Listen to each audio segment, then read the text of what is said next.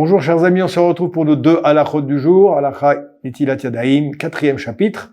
Nous sommes à l'halakha 31 et 32 du Shulchan Aruch, ablution des mains. Si quelqu'un maintenant, on nous dit ici, a touché avec une main seulement, d'accord, une main seulement, des choses qui nécessitent Netilat Yadayim, mais avec une main, pas avec les deux, comme par exemple les parties cachées du corps, comme par exemple se gratter la tête, ou se gratter le nez, etc., ou mettre les mains et les doigts dans le nez, etc., ou normalement il faut faire Netilat Yadayim. Il n'y a pas nécessité de se laver les deux mains. Je peux me laver qu'une main unique, celle qui a été en contact avec les parties qui nécessitent Netilat Yadayim. Mais un autre avis nous dit qu'il est préférable de laver quand même les deux mains, même si une seule a touché les endroits qui étaient cachés ou les endroits qui étaient couverts et qu'on a touché uniquement avec une main. Donc, a priori, moi je recommanderais de se laver quand même les deux mains, même si c'est seulement une main qui a été en contact. Mais si on n'en lave qu'une seule, dayenu, comme on dit, ça suffirait. Deuxième halakha, la bête. Celui qui a maintenant rentré une main dans les toilettes, il n'est pas rentré dans les toilettes, mais il a rentré une main dans les toilettes. Par exemple, pour prendre quelque chose.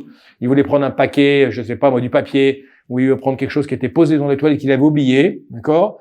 Eh bien, on nous dit ici, a priori, il suffirait qu'il se rince uniquement la main qui est rentrée dans les toilettes, même s'il n'a pas fait ses besoins, hein.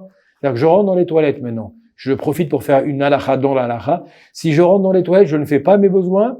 Quand je sors des toilettes, il faut que je fasse quand même Netilat Yadayim, mais sans bénédiction. Sans bénédiction. Si par contre je rentre aux toilettes et que j'ai fait mes besoins aux toilettes, je dois faire Netilat Yadayim avec bénédiction, Asher, Bara et Adam, etc. D'accord? Asher Yatsar et Adam, excusez-moi. Vous connaissez la bénédiction. Si vous la connaissez pas, Bezrat Hashem, on l'enseignera dans une autre halakha.